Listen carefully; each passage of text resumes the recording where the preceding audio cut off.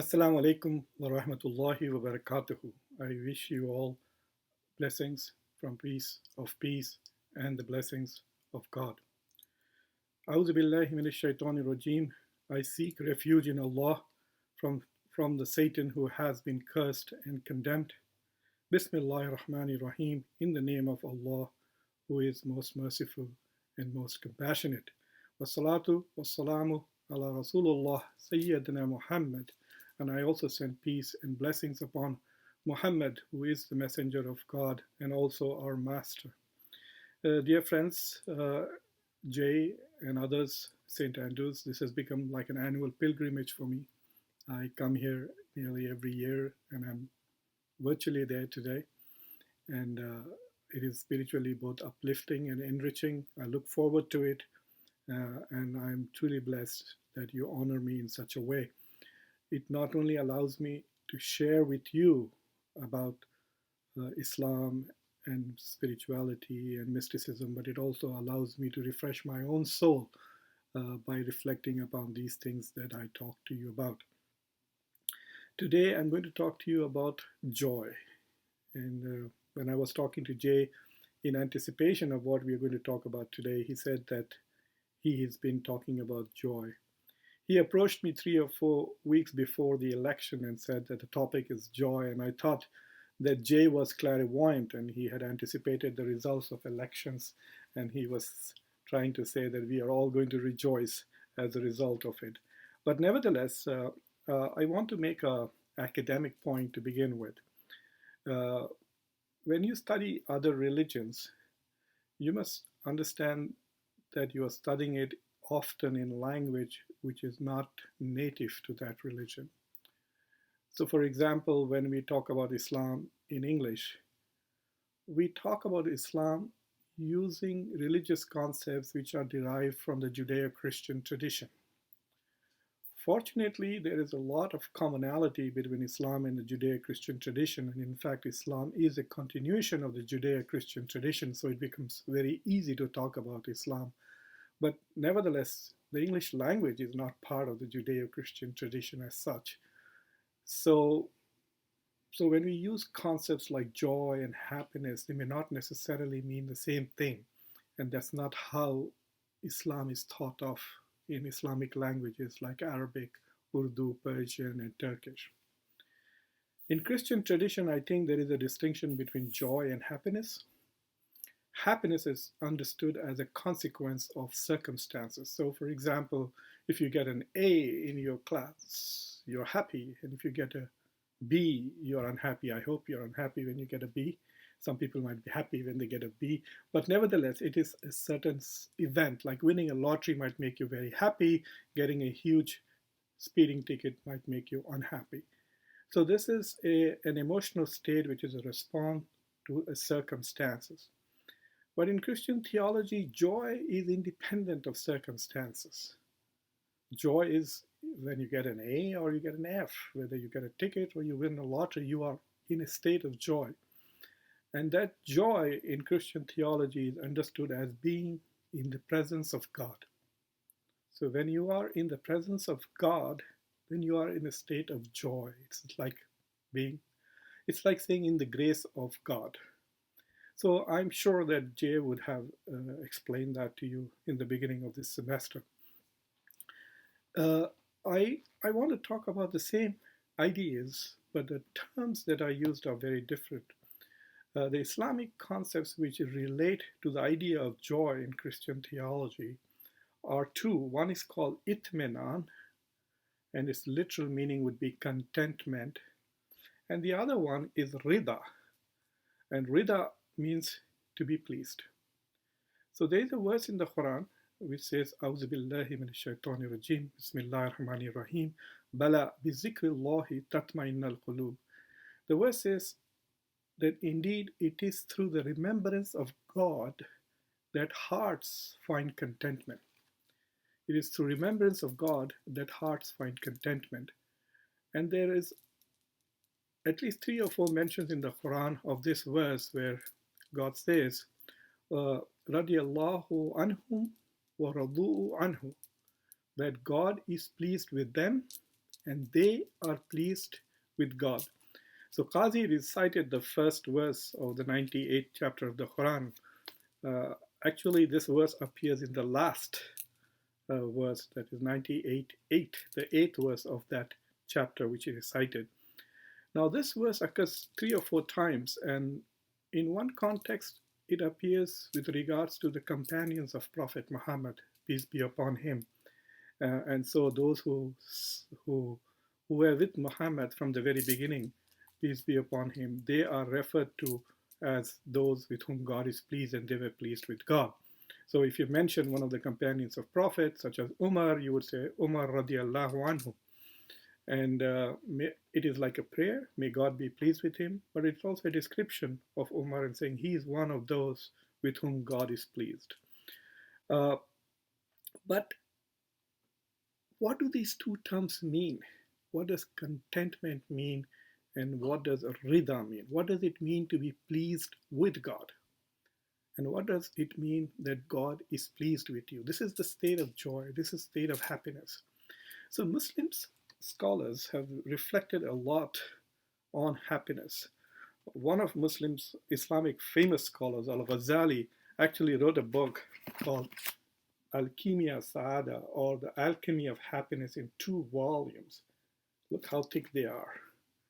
And Jay gave me only 12 minutes to talk about them, but I will try to do it if I can. So Al-Ghazali is a mystic, a Sufi philosopher who talks about happiness in Islam. And then there is Al-Farabi. He is a very prominent Islamic political philosopher.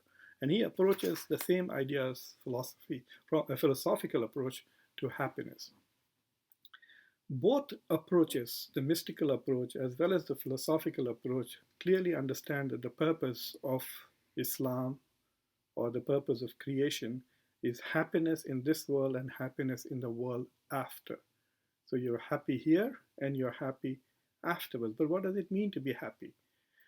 The philosophers argued that true happiness is not possession of material things, but true happiness is pursuit of knowledge. And the way you pursue knowledge is basically indulging in philosophy or in a life of reflection. It was Socrates who said that a life that is not reflected upon is not worth living, or a life that is not examined is not worth living. So to reflect upon the human condition, to reflect upon your own condition, to reflect upon the condition of your soul, to reflect upon this creation of God, and to think, the word in Arabic is fikr, to be involved in this thinking process, this philosophical process, is true happiness. And when you indulge in this more and more, it will lead to happiness both in this world and in the world that is to come after this life. And there's a very beautiful tradition from Prophet Muhammad, peace be upon him, in which he says that 1 hour of fikr, 1 hour of reflection, 1 hour of contemplation, 1 hour of meditation is better than 50 years of worship. So to reflect upon the nature of existence, to reflect upon God, is a way of gaining happiness here and happiness there. But the mystics take a different path.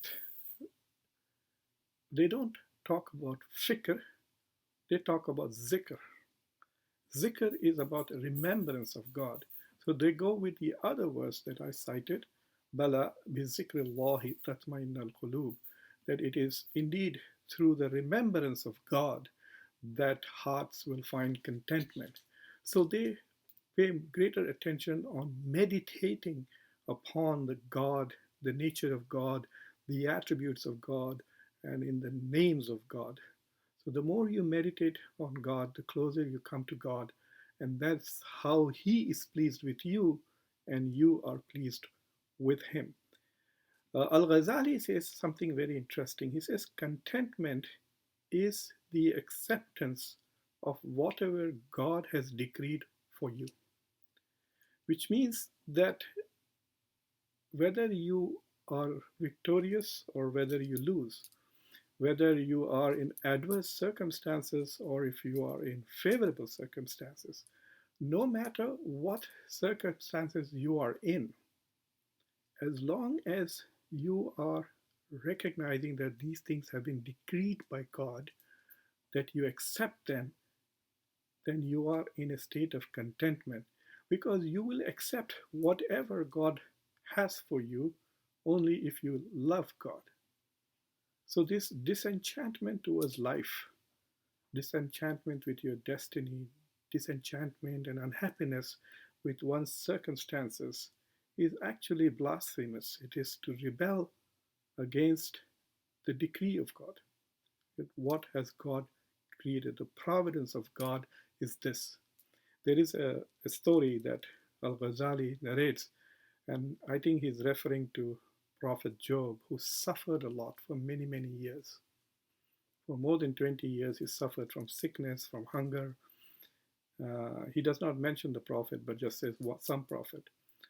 And I think there is a moment where he is trying to communicate with God, and God says, I have decreed this suffering to you even before I created the heavens and the earth. Would you want me to go back and change your decree and then recreate the heavens and the earth just for you?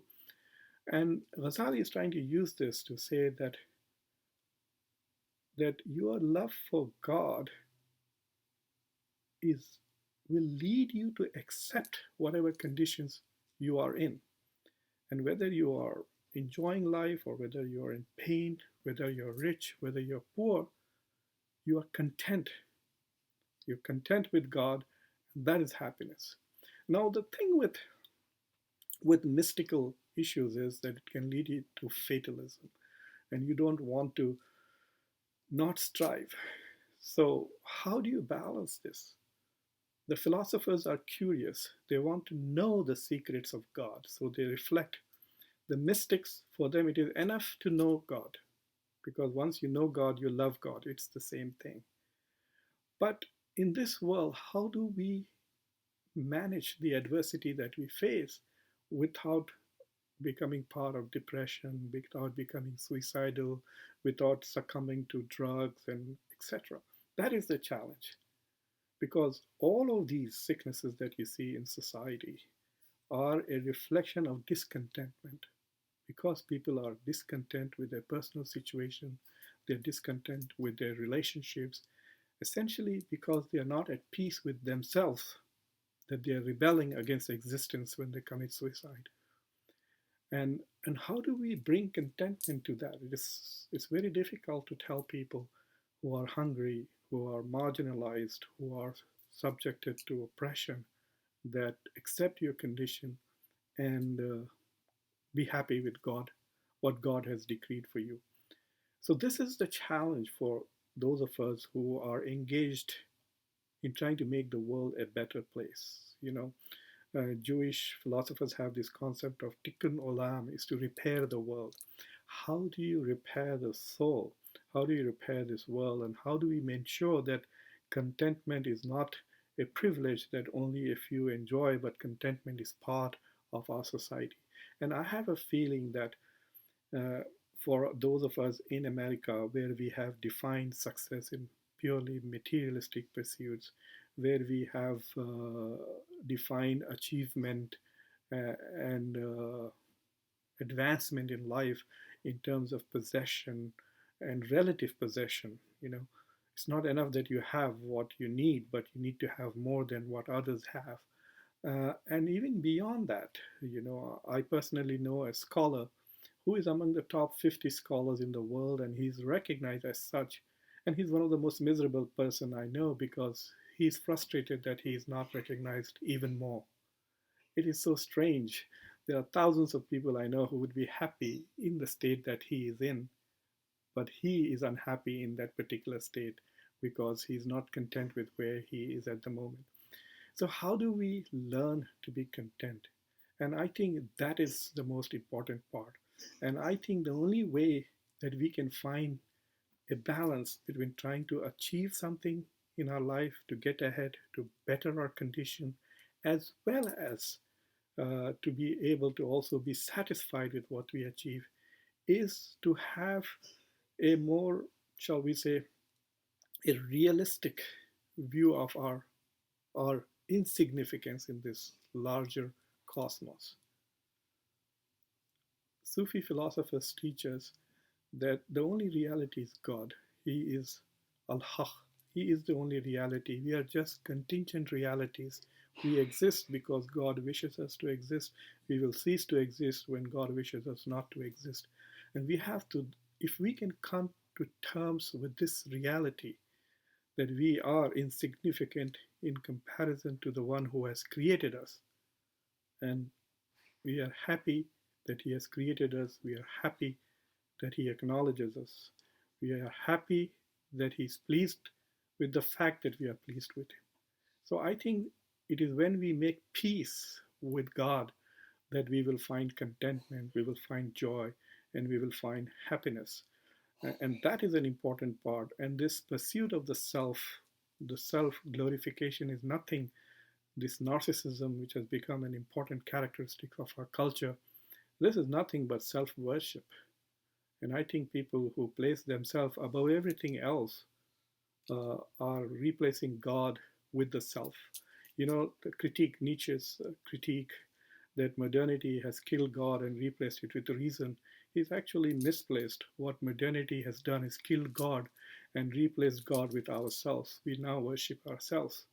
And it is this worship of a false deity that has led to the unhappiness and discontentment that we see and witness in the world around us. It is when we dethrone ourselves as gods and worship the true God, only then will we find contentment and pleasure in life. I'll stop with that.